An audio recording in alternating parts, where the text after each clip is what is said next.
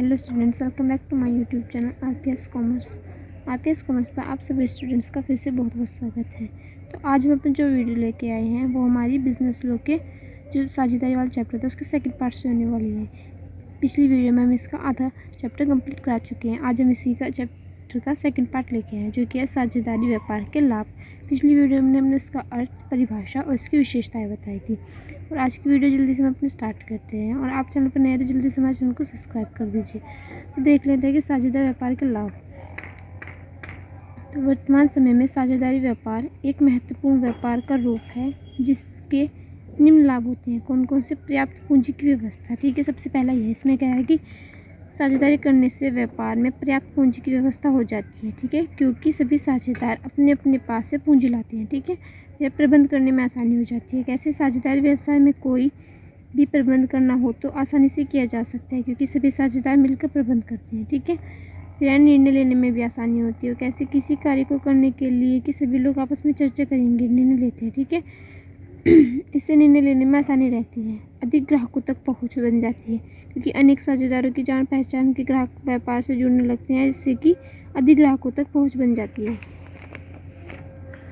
फिर कह रहा है कि फर्म का अच्छा संचालन, कि सभी साझेदार आपस में मिलकर फर्म का संचालन करते हैं जिससे फर्म का संचालन अच्छा हो जाता है। ठीक है, फिर आसान रूप में स्थापना। साझेदारी व्यापार को स्थापित करने में कानूनी कार्रवाई अधिक नहीं होती है, इसकी स्थापना करना आसान है।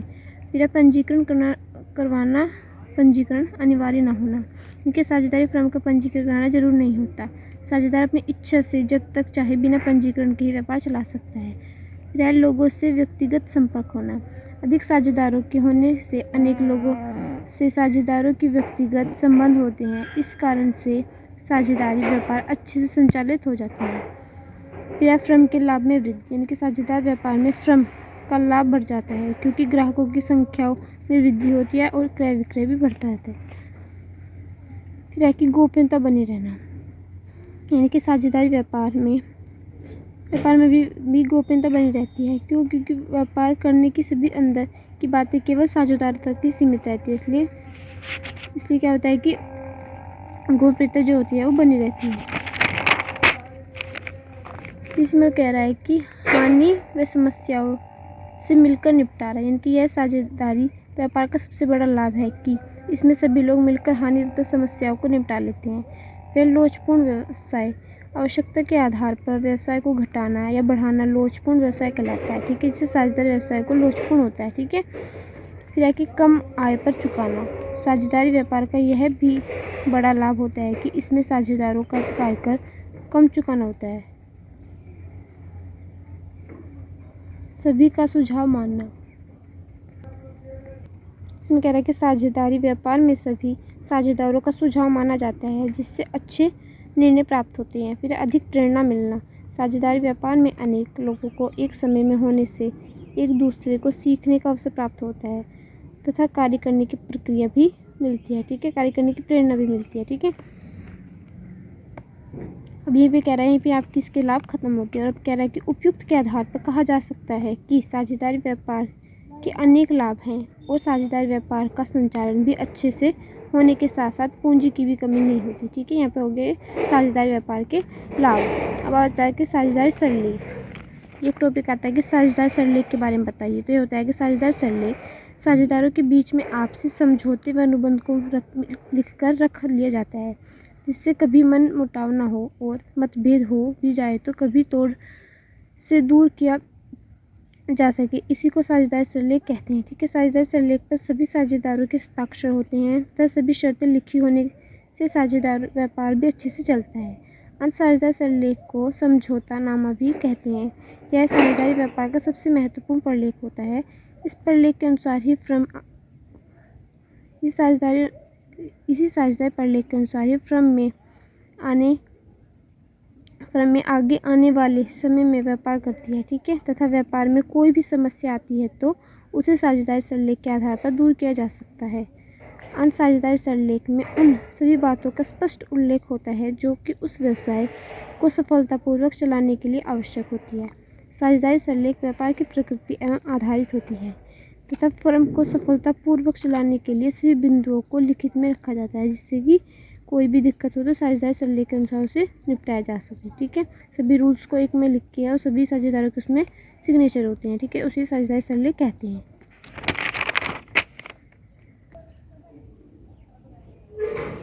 वो कह रहा है कि साझेदारी सरलेख के मुख्य बिंदु, ये मुख्य बात है। ठीक है, साझेदारी सरलेख में कौन कौन सी, साझेदारी सरलेख साझेदारी व्यापार का सबसे महत्वपूर्ण कागज या दस्तावेज होता है। ठीक है, जिसमें निम्न बातें लिखी होती है। क्या क्या, फर्म का नाम व पता लिखा हो। ठीक है, साझेदारों के हस्ताक्षर हो उसमें, फर्म की मोहर हो, व्यापार की प्रकृति कि उन्होंने कौन सा व्यापार कर दिया, व्यापार करने के क्षेत्र हो।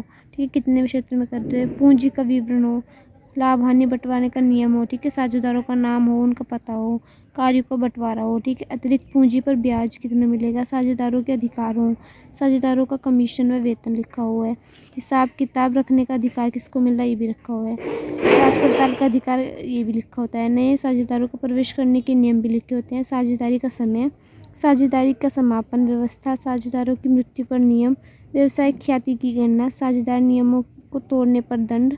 ठीक है, ये सब उसमें बातें लिखी होती हैं। फिर आ जाता है कि साझेदारी फर्म का समापन, यानी कि साझेदारी फर्म का समापन कैसे होता है। तो इसमें कह रहा है कि साझेदारी के समापन से आश्चर्य साझेदारों के मध्य आपसी समझौते का अंत करने से होता है, जबकि साझेदारी फर्म के समापन से आश्चर्य उस स्थिति से है जिसमें साझेदारी समझौते को समाप्त करके साझेदारी समाप्त कर दी जाती है।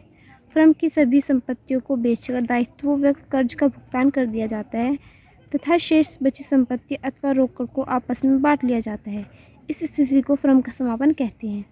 उपरोक्त से स्पष्ट है कि साझेदारी फर्म का समापन उस स्थिति को कहते हैं जिसमें सभी साझेदार व व्यापारिक संबंध समाप्त हो जाते हैं। ठीक है, सभी साझेदार अपना अपना हिस्सा प्राप्त कर लेते हैं और फर्म के नाम से व्यापार बंद कर दिया जाता है। ठीक है, और समाप्त लेन देनों को समापन हो जाता है। ठीक है, इसे फर्म का समापन कहते हैं। ठीक है, होता है फर्म का समापन कैसे होता है। फिर कि फर्म के समापन की विधियाँ कौन कौन सी होती है, तो ये हमारे पास होती हैं 5 विधियाँ।